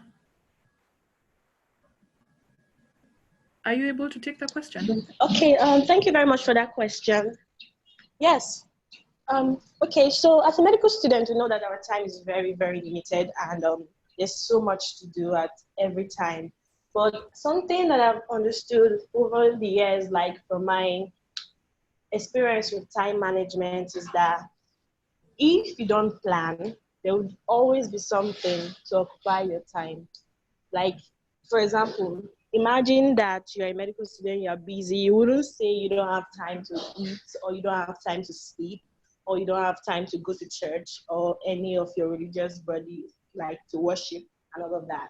So if research is something you're very interested in, you can devote like maybe an hour or two in a day to like try to like do something. And it's just like a sacrifice. It's never convenient for you to like do something that would help you or help your society, but it's a sacrifice. You have to give to get. That's something I know. So it's like an opportunity cost. Maybe the time you would have spent surfing on Netflix or trying to relax or all of that, you can give it to research. And over the years, you become like less busy. That's something I've known. Like most of my supervisors, research supervisors, they tell me that when you become like a doctoral student or you become a professor yourself, you have so many people working with you and helping you out to like make sure that your time is not too like exhausted in the affair. And also he said that the thing about teamwork is that you can't do everything, and you can give just like, maybe when you're working with a team of 5, it means the time you spend as a single also researcher has been divided by 5 automatically. So it's very, very good to have a team. So that's what I would say. And maybe if others have more insight on the question, we can ship it in.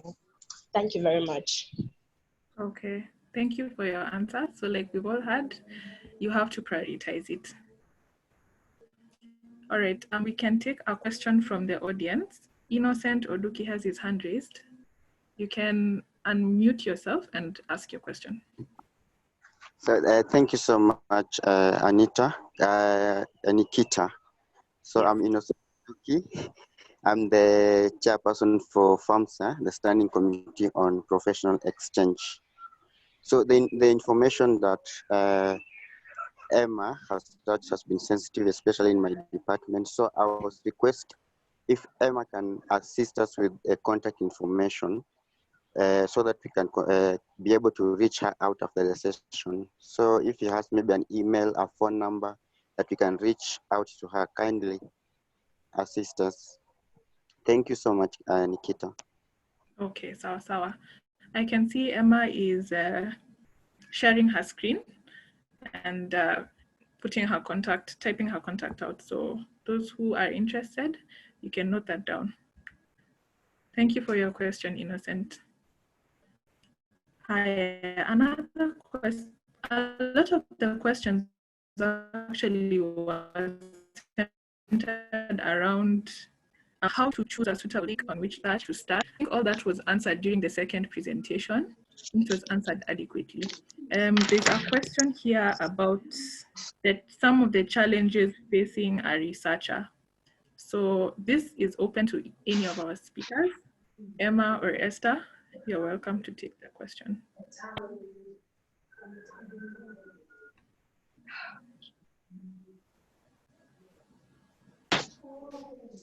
I can answer, like, I can give my own perspective on the question.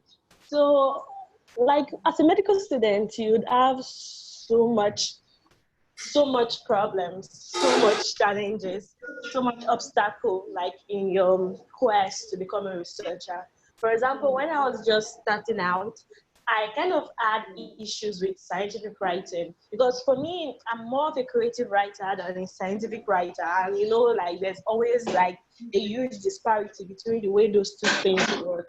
So I have like the results from a research I conducted.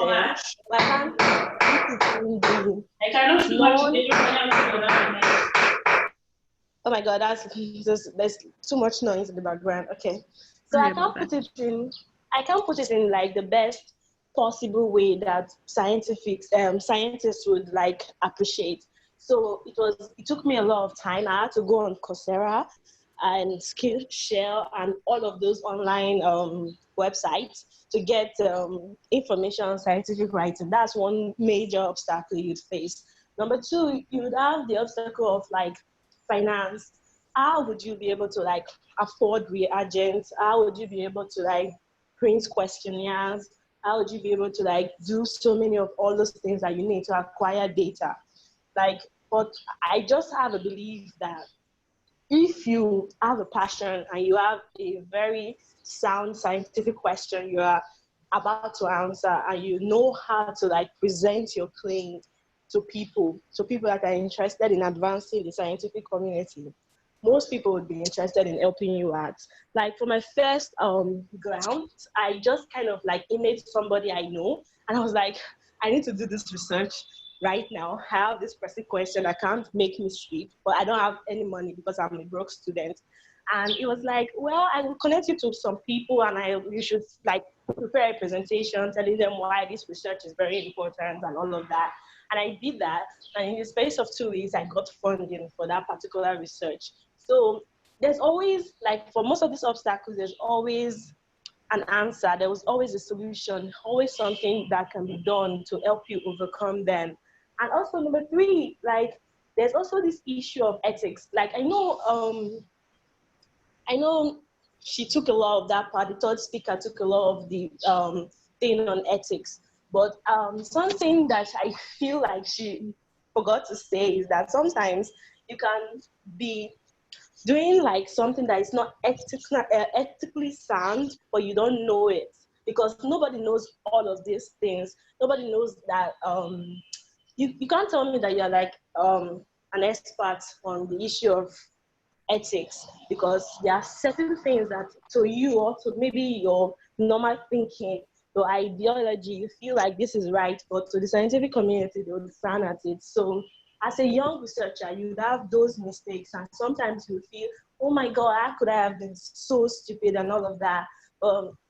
You just have to understand that you can't beat yourself up about all those things. Everybody learns, and it's just a way, like a stepping stone for you to get on to the higher part and all of that. And so there are so many challenges and all of that, but I just feel like those three are the main ones that I've experienced myself and I thought to speak on.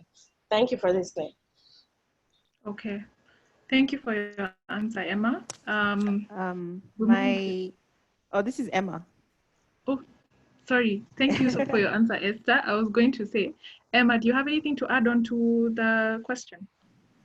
The only way to write is to write.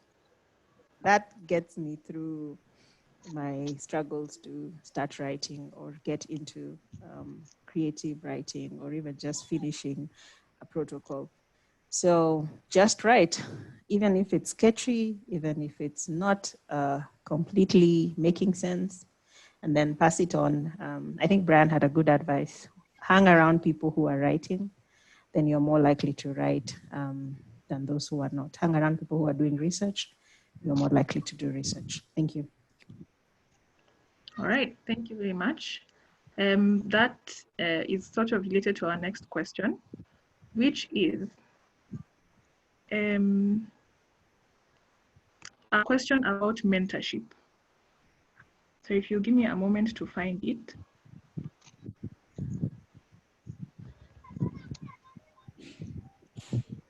Okay, meanwhile, we can move on to the next one, which is the feasibility of publishing a paper as a student.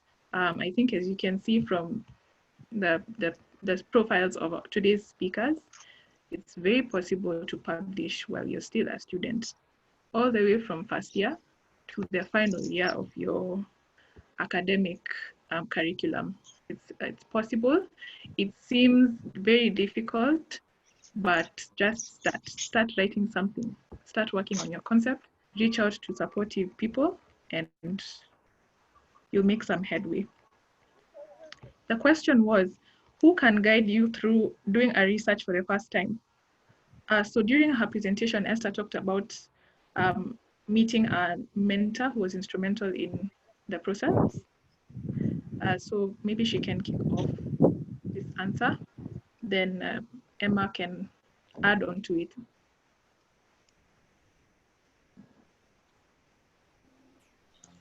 So first, I just want to say that a mentor doesn't always have to be someone higher than you in education or like in age, like the way some people think about that mentorship-mentee relationship. It just always has to be someone that is like more experienced than you and has the time to actually mentor you.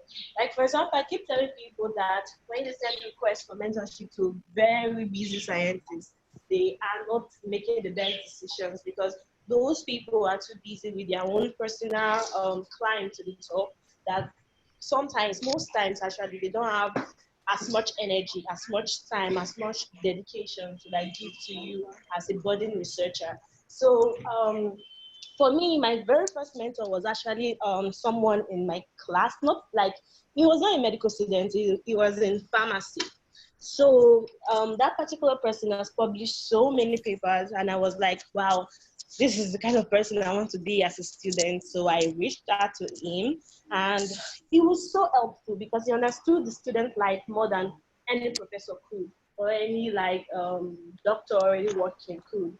And he was sharing so many things, the things that would make me develop even beyond research.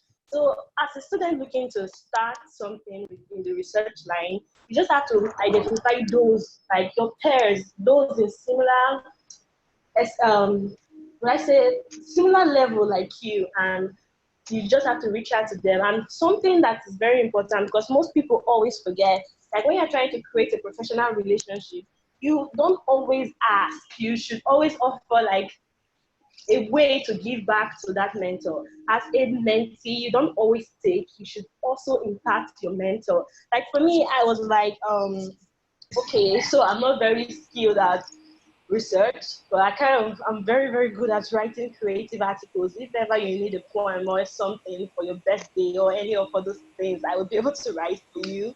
But please help make me a researcher. And that was kind of like, for him, he said that particular request was amazing because it just showed him that I was not all for the taking, but for like a collaboration of some sort. So that's something I would advise young researchers. Always identify something that your future mentor might need from you, and just use that as a line to get him or her to commit to your development. Thank you. Thank you very much, Esther. Emmah? Even if you have not started research right now, and as a medical student, I know that there's a lot to do on your plate, especially when you're in school. When you do get the opportunity, maybe internship, post-internship, I think identifying, a group that is conducting research would be a good place to start. A research working group, or a consortium of people who pull together to write, that would be a good place to start. If you have the opportunity to join webinars where there are presentations being made on your topics of interest, that would also be a good place to start. And seek out articles or papers of interest, of subjects of interest. But as an undergraduate, sometimes you don't really have a favorite area. So I didn't start as a student. I started after school, and for me it was more work related. And my mentor was my boss. My earlier mentors were my boss. My bosses now, many years have passed. But even if you start after school, the thing to do is to be consistent. I know many well-accomplished authors who started when they got into a project or a program or something like that. So I hope that's helpful in terms of figuring out. But the thing is, read more, read a lot of articles in the areas of interest. That usually helps to pique my interest in what's going on. in my areas of focus. And I've been in maternal child health for 8 years. I've just transitioned into non-communicable diseases the last 2 years. So I'm on a learning curve. And I'm always quick to let people know that I'm open to learning, and give me tasks, give me opportunity to show that I have the research skills. I'm just applying them in a different domain or area of specialization. So don't be shy also to put that information out there. Thank you. Thank you very much, Emmah. Thank you, Esther. As you guys have heard, it's not that big of a deal looking for a mentor. Just look around you. I'm sure there are classmates who published a paper or two. I'm sure there are groups of students who've gotten together to give each other that momentum to publish papers, do simple studies, desk reviews. They don't have to be randomized controlled trials. And keep close to them. Keep asking them how to go about things when you're stuck, and you should be all good. Our next question is, what is my role in research as a medical student? I throw that back to the audience. Based on the wonderful presentations we've had today, what do you think your role is in research as a medical student?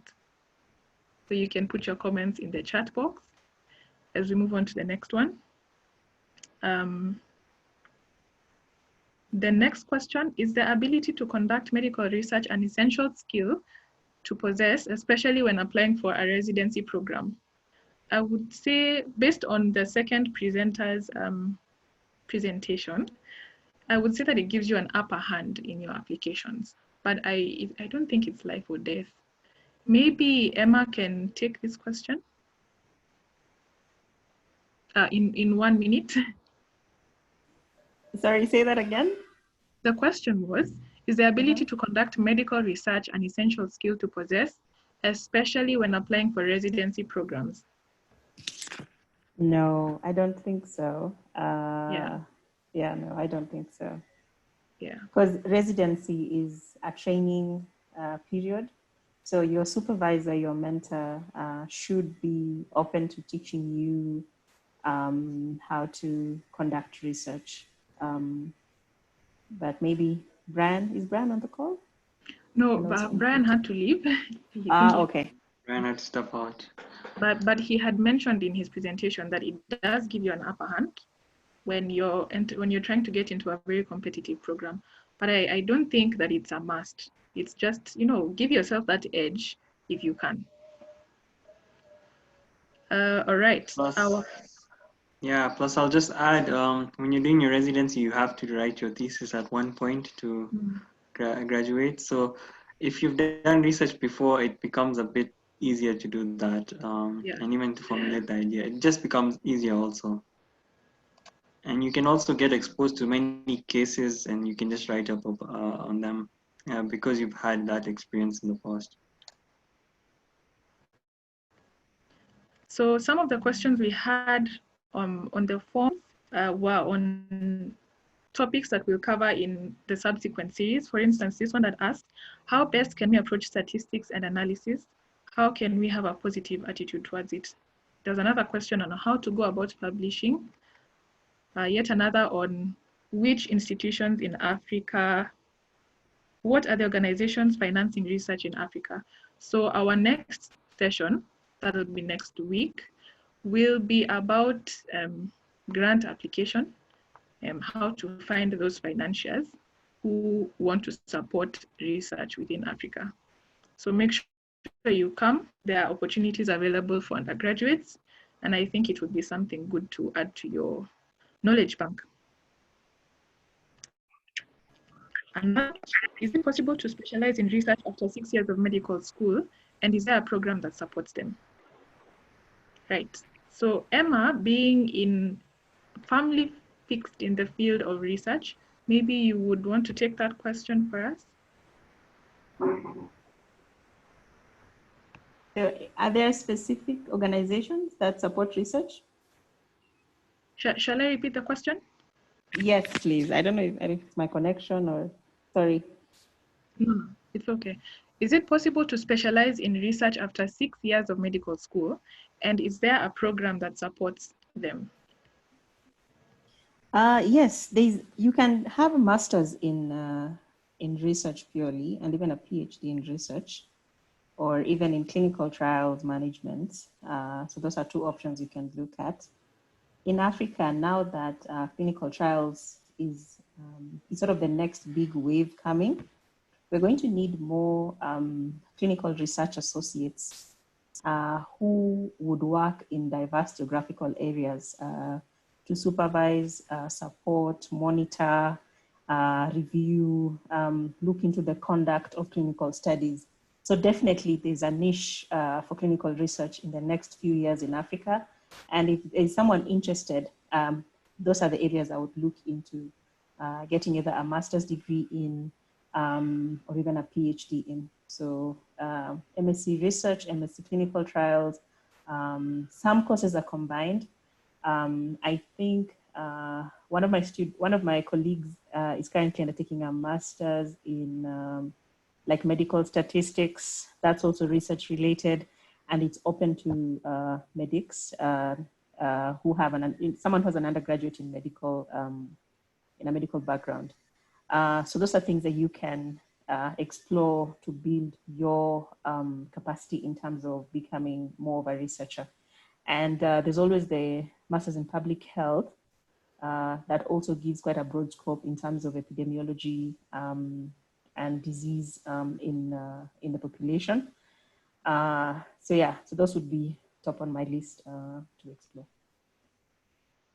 All right, thank you. Our next question, recommend an outline for writing the literature review and discussion.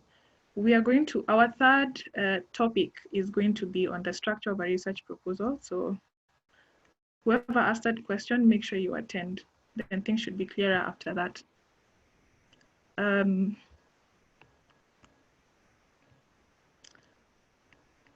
I don't know if people have tried to answer what their role in research is as medical students. Maybe we'll check later.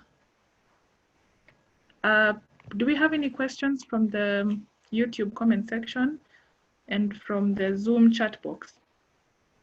Maybe Chana have you been keeping an eye on the boxes? I have. I think like the YouTube live just sort of shut off the comment section. So the only one we would have is the Zoom ones. There was a question earlier asked by Nancy Ochido on the Zoom chat. Maybe I can address it to Esther. Nancy is from JKUAT, Kenya, and she was asking what the difference between systemic review and scoping review is. Esther, I don't know if you'll be comfortable answering this question, but maybe you can do so briefly. I think I already answered it during my presentation. I said scoping review is it's just like a buzzword for narrative review. And systematic review is, I differentiated in between the two. So most journals would say scoping review, others would say narrative review, while some would say literature review. So it really is just, it's similar, it's just the word that's the difference. Okay, thank you. All right. Maybe we can. No, there was none. There was a question on YouTube that I saw. So sorry for interrupting you, Chana. It went, okay. Hello, are the opportunities you listed only in Kenya or everywhere? That was a question to Dr. Ngure. Maybe you can click the links and see where they lead you. I haven't opened the PowerPoint yet, so I don't know. Okay. What we can do is we can, if someone took Dr. Ngure's contacts, they can directly text him, and then if you want to talk to Emmah further, just email her or text on that number on the screen. Awesome. I think he had projected his contact on the screen. But yes. If someone wanted to contact him and didn't get a chance to see what was on the screen, then just reach out to any of the organizers and we'll be able to link you up. Otherwise, the rest of the questions here seem like they'll be answered in subsequent webinars. It's been a pleasure taking the Q&A session, I'll hand the meeting back to Chana, who will then introduce the person who will do our vote of thanks. Okay, thank you so much, Nikita. That was amazing from you. So I'll just end by saying I shared the slides for Emmah and Dr. Ngure on the chat section of Zoom, so you can download them directly from that. If you didn't see them, or you don't want them initially, I'll still send them on the emails registered on the Google Forms. I have those emails, so I'll send them both on that platform. And if there's any other questions, we'll have a subsequent webinar with the same sort of survey, so you can ask similar questions, and questions that weren't addressed in this session, you can even ask them in that session. We'll try to get them answered. But apart from that, it's been a pleasure. I'm so thankful and grateful to everyone who joined, and I'm just totally blown away and grateful to Esther, Dr. Ngure, and Emmah. Those were just brilliant and really unique presentations, and I'm so thankful for your time and the preparation behind that. Also, so thankful behind the organizers who have been working really hard, but Tony will elaborate that. So Tony is going to just give a vote of thanks, and he's going to allude to those other aspects that I've missed out. So thank you, and see you on the next one. Bye. Thank you so much. So this has been a very educative session. Thank you very much, everyone, for the interactive session. My name is Tony Kiprono. I serve at FAMSA, which is the Federation of African Medical Students Association, as the chairman of a standing committee on medical education and research. Yeah, mine will be simple. As it stands, I hope that you have got some good insights over the hour, and that you have broadened your knowledge base on research, on scientific research. So I hope also our speakers have inspired you and encouraged you to start now. It has been a great honor to have our speakers, to Esther, Dr. Brian, and Emmah. We thank you for finding time to share with us today. We are grateful. Thank you to Chana for moderating the session. I would also like to acknowledge the organizing committee members. From ReMed, we have Nikita and Liz. From the Ubongo Campaign, we have Koki. From the Students One Health Innovation Club, we have Samantha. From MSAKE RePub, we have Nicholas Kyoko. From SCORE, we have Janet and also Chana.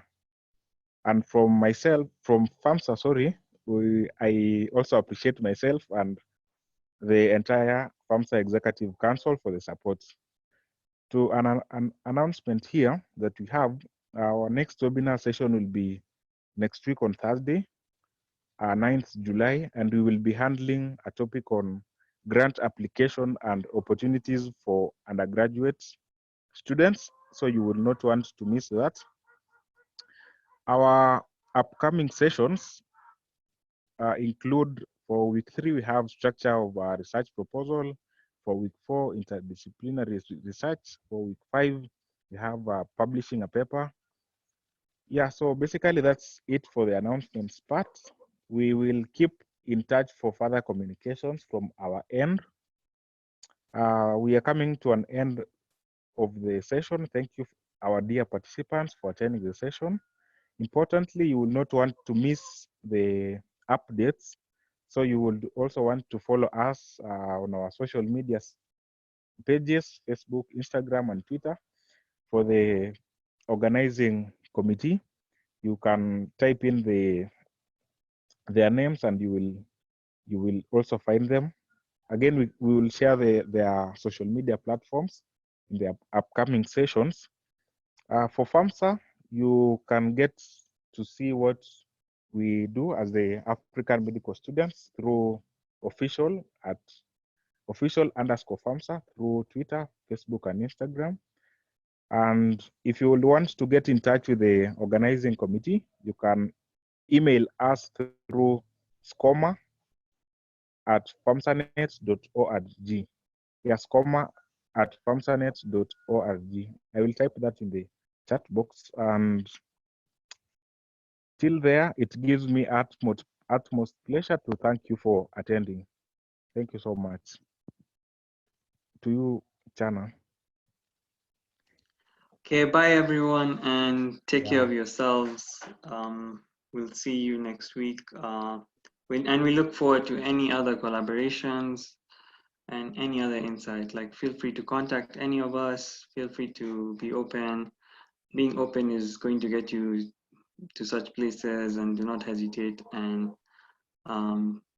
think you can sometimes do things alone. So everyone's out there to help you, and don't hesitate. Okay, I'll end the meeting now.